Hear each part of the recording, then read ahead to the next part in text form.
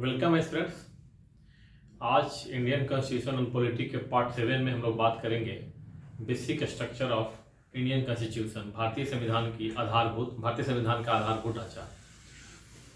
इस आधारभूत ढांचे का संबंध आर्टिकल 13 और 368 संविधान के अनुच्छेद 13 और अनुच्छेद 368 से है। तो आइए अनुच्छेद 13 को देखते देखते हम लोग आधारभूत ढांचा को समझने का प्रयास करते हैं, क्योंकि इससे प्रश्न होते हैं कि आधारभूत ढांचे की संकल्पना कब उभर करके आई। फिर यह दे देगा, ऑप्शन पूछ देगा कि इनमें से कौन आधारभूत ढांचा है। तो इस प्रकार से प्रश्न होते हैं। तो आइए समझते हैं कि आधारभूत ढांचा है क्या, और आर्टिकल 13 में क्या और आर्टिकल 368 में क्या है, कि इन दोनों के द्वंद्व को लेकर के जो सुप्रीम कोर्ट में सुनवाई हुई उसके क्रम में किस प्रकार से आधारभूत ढांचे की संकल्पना उभर करके आई। देखिए, भारतीय संविधान का अनुच्छेद 12 हम लोगों ने बात कर लिया है, जो कि स्टेट के बारे में था कि स्टेट क्या है देखा था हम लोगों ने। आज अनुच्छेद 13 के बारे में बात करेंगे। अनुच्छेद 13 जो है उसमें 1, 2, 3 सब भी है, लेकिन हम मोटे तौर बता रहे हैं कि अनुच्छेद 13 में ये है कि राज्य कोई भी ऐसी विधि नहीं बनाएगा जो इस भाग में यानी भाग 3 में दिए हुए प्रदत्त अधिकारों के असंगत हो या उन्हें न्यून करता हो। ध्यान करेगा, राज्य कोई ऐसी विधि नहीं बनाएगा, इस राज्य के बारे में बात हम लोग कर चुके हैं पिछले सेशन में। तो राज्य कोई ऐसी विधि नहीं बनाएगा जो इस भाग द्वारा प्रदत्त अधिकारों के असंगत हो या उसे न्यून करता हो। इसी प्रकार से जो संविधान का अनुच्छेद 368 है उसमें कहा गया है, 368 में संविधान का संशोधन करने की संसद की शक्ति एवं प्रक्रिया, और इसमें ये चर्चा किया गया 368 में संविधान के संशोधन करने की शक्ति और प्रक्रिया में कि संसद संविधान के किसी भाग में संशोधन कर सकती है। तो एक तरफ कहा जाता है कि संसद जो है संविधान के किसी भाग में संशोधन कर सकती है, दूसरी तरफ कहा जा रहा है कि राज्य ऐसी कोई विधि नहीं बनाएगा जो मूल अधिकारों को छीनता हो या उसका न्यून करता हो।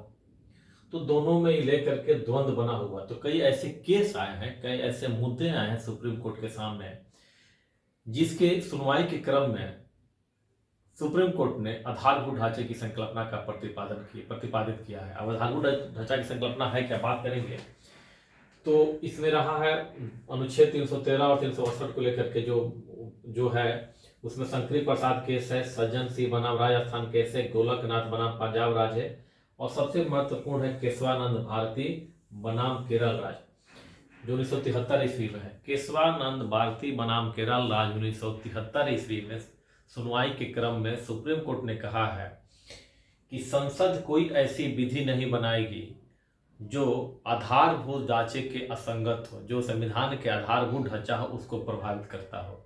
और पहली बार 1973 ईस्वी के केशवानंद भारती बनाम केरल राज के वाद में ये सुप्रीम कोर्ट ने प्रतिपादित किया कि आधारभूत ढांचा क्या है। और आधारभूत ढांचा को उसने कठोरता से परिभाषित नहीं किया है, उसने उस लचीलापन रखाया है, और समय समय पर आधारभूत ढांचे की जो लिस्ट है वो बढ़ती चली गई है। ठीक है, जो 1973 ईस्वी में जो केशवानंद भारती बनाम केरल राज आया था, तो उस समय सरकार ने जो आधारभूत ढांचे की संकल्पना में शामिल किया था, जो मुख्य आधारभूत ढांचे के थे उसमें था संविधान की सर्वोच्चता, शक्तियों का पृथक्करण, संघात्मक प्रवृत्ति, देश की संप्रभुता, ये था। इसके बाद जो था इंदिरा गांधी बनाम राजनगर केस में इसमें शामिल किया विधि का शासन, न्यायिक पुनर्विलोकन, निष्पक्ष न्यायिक चुनाव प्रणाली। न्यायिक पुनर्विलोकन जो है संविधान के अनुच्छेद 13 में ही है, ये अनुच्छेद 13 में ही न्यायिक पुनर्विलोकन का समावेश है। पूछा गया कि न्यायिक पुनर्विलोकन किस अनुच्छेद के तहत है, तो अनुच्छेद 13 के तहत ये प्रश्न पूछे जाते हैं। ठीक है, तो न्यायिक पुनर्विलोकन, निष्पक्ष चुनाव प्रणाली। इसी प्रकार से मिनर्वा मिल्स बनाम भारत संघ वाद में सुप्रीम कोर्ट ने कहा है कि फंडामेंटल राइट्स और डीपीएसपी राज्य के नीति निर्देशक तत्वों में संतुलन की बात की है। संतुलन भी क्या है, आधारभूत ढांचा है, संतुलन होना जरूरी है आधारभूत मौलिक अधिकार और डीपीएसपी में। इसी प्रकार से एस.पी. गुप्ता बनाम राष्ट्रपति जो 1982 ईस्वी में वाद में सर्वोच्च न्यायालय की सर्वोच्च न्यायालय की अधिकारिता को इसने आधारभूत ढांचा। इसी प्रकार से एस.आर. मुंबई और बनाम भारत संघ में धर्मनिरपेक्षता को आधारभूत ढांचा घोषित किया है। एल चंद्र कुमार बनाम भारत संघ में 87 ईस्वी में न्यायिक पुनर्विलोकन को फिर से उसने उल्लेखित किया कि आधारभूत ढांचा। चुनौती दी गई थी, कई विवाद था, लेकिन आप ध्यान रखें कि न्यायिक पुनर्विलोकन आधारभूत ढांचा है। इसके अलावा कई वाद होते हैं जिसमें कि संविधान सुप्रीम कोर्ट के द्वारा आधारभूत ढांचे को चिन्हित किया जाता है, और उसमें जैसे कि गणतंत्रात्मक और लोकतंत्रात्मक शासन प्रणाली, शक्तियों का पृथक्करण पहले भी हो चुका है, संघात्मक शासन प्रणाली पहले हो चुका है, लोक कल्याणकारी राज्य की स्थापना, राष्ट्र की एकता एवं अखंडता,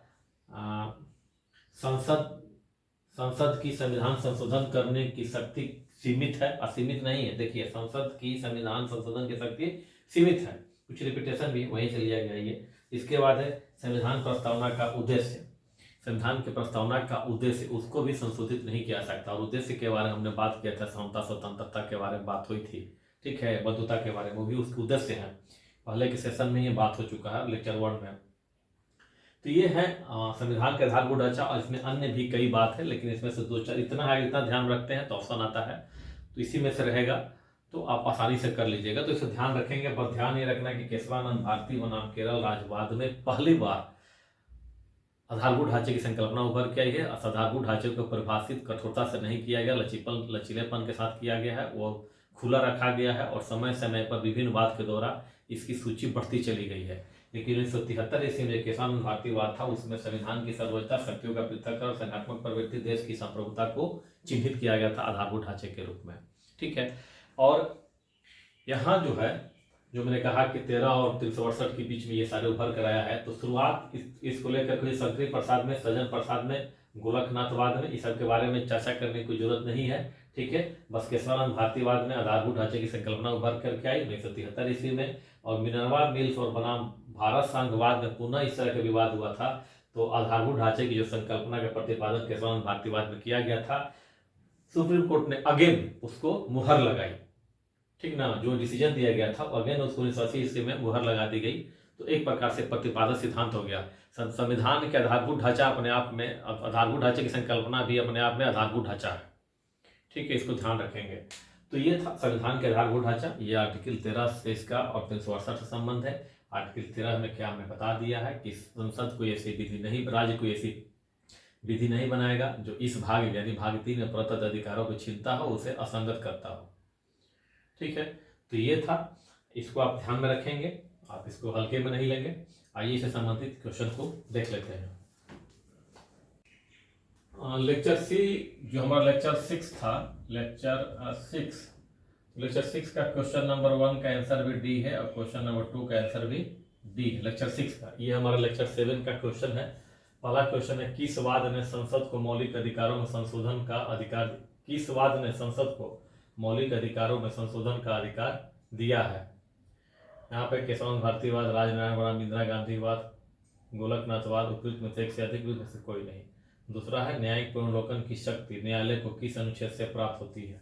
अनुच्छेद 12, अनुच्छेद 13, अनुच्छेद 14, उपयुक्त में से एक से अधिक, उपयुक्त में से कोई नहीं। इसका जवाब दें आप।